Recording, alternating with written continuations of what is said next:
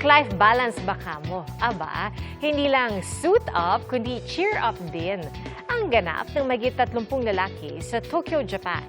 Ang kanilang weekend routine? Cheerleading.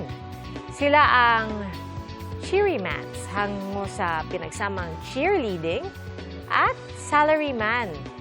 Binubuo ito ng malalaking alumni na bahagi ng cheerleading squad mula sa isang universidad sa Japan. At ayon sa isa sa mga nagtatag ng grupo, pinili nilang magsuot ng suit para ipakitang hindi lang pantrabaho ang kasuotang ito.